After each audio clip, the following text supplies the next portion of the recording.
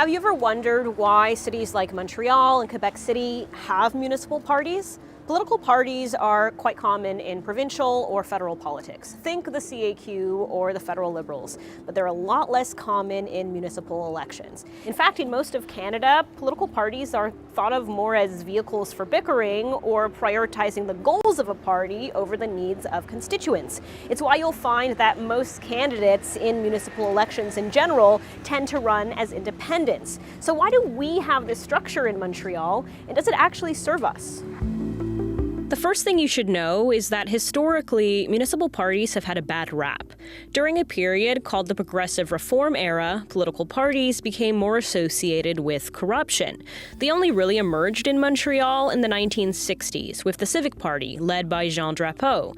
In the province today, you're only allowed to start a political party in municipalities with 5,000 or more residents. And since the early 2000s, the number of municipal candidates choosing to run with a party has been ticking upwards.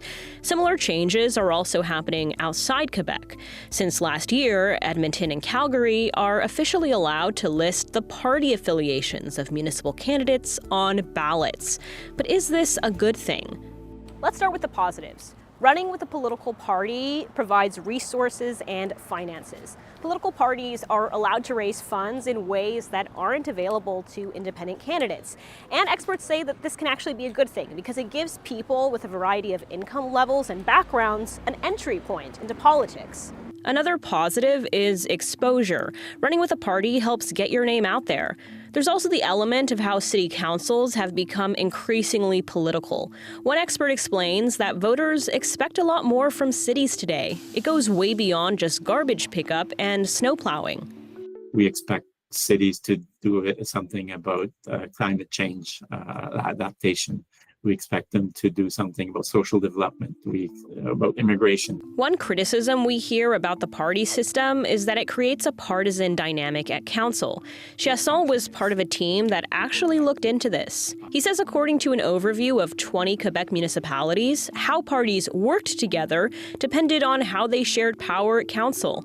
In cities with clear majority, you really had kind of an us and them situation where the party managed to have some control over appointments. It's where you had more of a party logic or a parliamentary logic.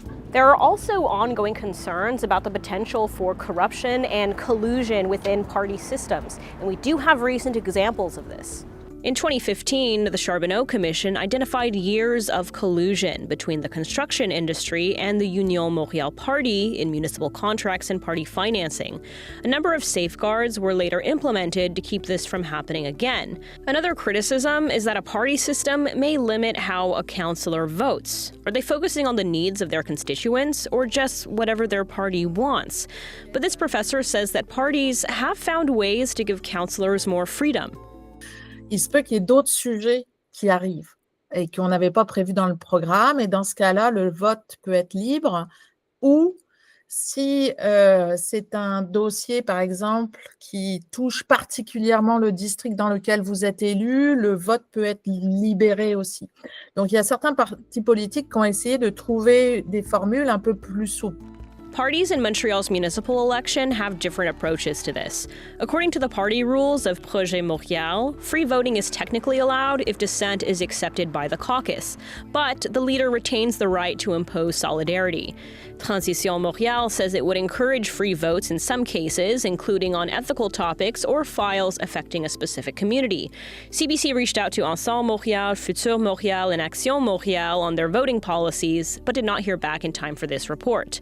So do municipal parties make city governance better or worse? Well, according to our experts, there's no clear answer to this. Do you prefer that councillors push through major projects, or do you want them to focus on all working together? It all depends on the individual parties and your priorities as a voter.